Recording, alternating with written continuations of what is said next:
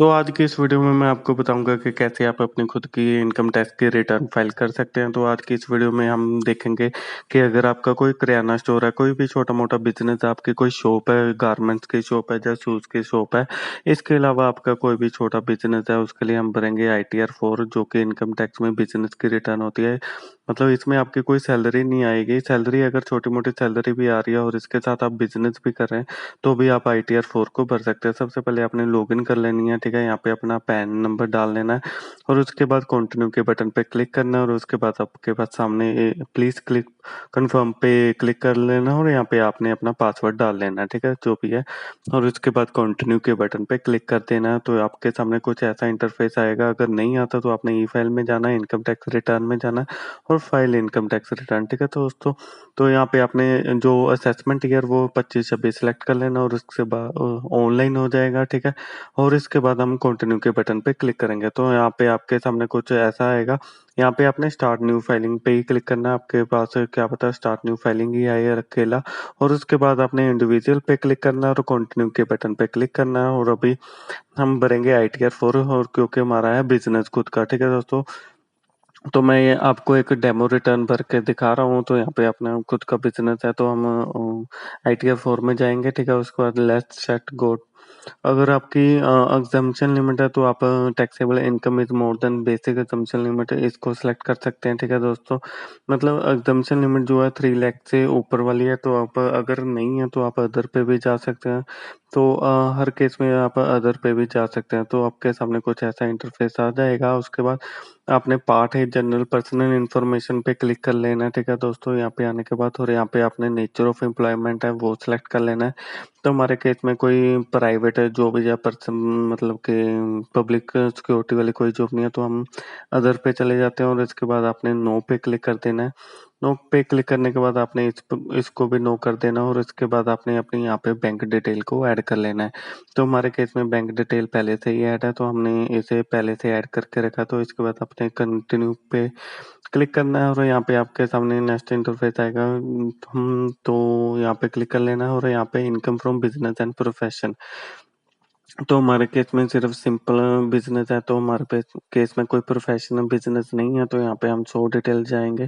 तो यहाँ पे आप कोई भी अपना शॉप का नेम डाल सकते हैं, कोई भी हो आपका। तो हम एक डेमो दिखा रहे हैं, जैसे हमारे कोमल गैस स्टोव या कोई भी कोमल गारमेंट्स या कुछ भी हो, कोमल स्पोर्ट्स शूज़, ठीक है दोस्तों? ऐसे कुछ भी डाल सकते हैं आप। जैसे भी आपका बिज़नेस हो, वो आप अपना नेम डाल सकते हैं यहाँ पे और उसके बाद आपने यहाँ पे टोटल सेल जो है एनुअल की वो डालनी है, ठीक है दोस्तों? चाहे वो आपकी यूपीआई से हुई है यूपीआई से हुई है तो आप इस वाले सेक्शन में डालेंगे। ए वाले सेक्शन में अगर यूपीआई से नहीं हुई है मतलब कैश है या कोई अदर मोड है तो वहाँ वो जो इन डिटेल है टोटल सेल वो हम डालेंगे सी वाले सेक्शन में और उसका जो प्रॉफिट है नेट इनकम है वो हम डालेंगे FE2 में ए एंड बी में, ठीक है दोस्तों?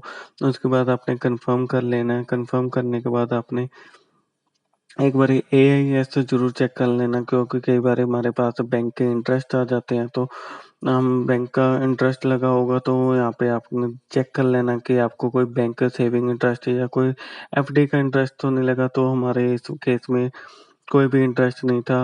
अगर मैं आपको एक और वीडियो दिखा दूँगा जिसमें कोई भी इंटरेस्ट होगा, ठीक है दोस्तों? तो अभी इसी केस में कोई भी नहीं है, अगर इंटरेस्ट होता तो आपने बी4 में जाना था इनकम फ्रॉम अदर सोर्सेज़, तो यहाँ पे nature of income interest from saving bank account, ठीक है दोस्तों? तो यहाँ पे आपने अमाउंट डाल के इसे सेव कर देना था। तो हमारे केस में नहीं है तो हम कन्फर्म पे क्लिक कर लेते हैं सीधा, तो उसके बाद आता है डिस्क्लोज़र असम्पशन इनकम। तो यहाँ पे आप कोई मतलब कि अगर आपके कोई कैपिटल है, कोई सिक्योर्ड लोन है, अनसिक्योर्ड लोन है, डेटर है, क्रेडिटर जितनी भी अमाउंट होगी एंड के 31 मार्च तक तो वो अमाउंट यहाँ पे आप डाल सकते हैं। तो हमारे केस में ऐसे कोई है नहीं थी तो हमने सिर्फ कैश इन हैंड डाला है, ठीक है दोस्तों? जो हमारे पास आया था। उसके बाद आप असम्पशन लिमिट अगर आपके इसके साथ बिज़नेस के साथ कोई एग्रीकल्चर लैंड है उसमें इनकम हो रही है 5,000 तक की तो आप वहाँ यहाँ पे डाल सकते हैं। अगर आपका जीएसटी नंबर है तो आप वो भी डाल सकते हैं। आपने जीएसटी नंबर ले लेना अपने जीएसटी वेबसाइट से और वहाँ पे आपको टोटल सेल दिखाई दे रही होगी एनुअल की, वो भी यहाँ पे डाल सकते हैं एनुअल की सेल। उसके बाद आपने कन्फर्म के बटन पे क्लिक कर लेना है और उसके बाद अगर आपका कोई शेयर कैपिटल में कोई प्रॉफ़िट हुआ है या कोई कुछ लॉस हुआ है तो उसकी डिटेल भी आप यहाँ पे डाल सकते हैं। याद रखना सिर्फ़ लॉन्ग टर्म कैपिटल गेन ही डालेंगे, शॉर्ट टर्म के कैपिटल गेन नहीं डाल सकते, उसके लिए आपको आईटीआर 3 भरनी पड़ेगी। तो यहाँ पे हमारे केस में कोई ऐसा कोई कैपिटल गेन नहीं था, तो यहाँ पे हम सीधा कन्फर्म कर लेते हैं। तो अगर आपने कोई मतलब आपका कोई एटीसीसीडी में कोई डिडक्शन है, वो भी आप यहाँ पे डाल सकते हैं, हमारे केस में कोई नहीं है। तो सीधा हम कन्फर्म कर देते हैं। अगर आपका कोई टीडीएस कट हुआ है तो उसके लिए आप जब भी एएस चेक करके यहाँ पे आप टीडीएस की डिटेल वगैरह डाल सकते हैं और अपना टीडीएस जो है क्लेम कर सकते हैं। तो हमारे केस में ये भी नहीं है, तो हम सीधा कन्फर्म कर देते हैं। उसके बाद आपने टोटल टैक्स लायबिलिटी को चेक कर लेना, आपके कितनी कोई लायबिलिटी तो नहीं बन रही, टैक्स पे तो नहीं बनना। तो यहाँ पे आप एक बारी पूरी डिटेल जो आपने भरी है वो भी चेक कर सकते हैं, कोई अमाउंट ऊपर नीचे तो नहीं है, वो भी आप देख सकते हैं, ठीक है। उसके बाद आपने टिक पे क्लिक करना है और यहाँ पे प्लेस पे आपने प्लेस डाल देनी है, ठीक है। उसके बाद प्रोसेस टू वैलिडेशन और आपके सामने वैलिडेशन सक्सेसफुल आ जाएगा।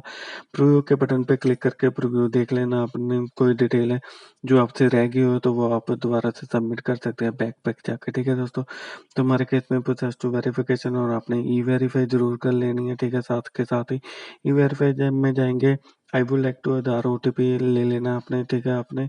और उसके बाद जनरेट आधार ओटीपी, तो यहाँ पे आप अपना ओटीपी डालेंगे तो जो आपकी रिटर्न है वो सबमिट हो जाएगी।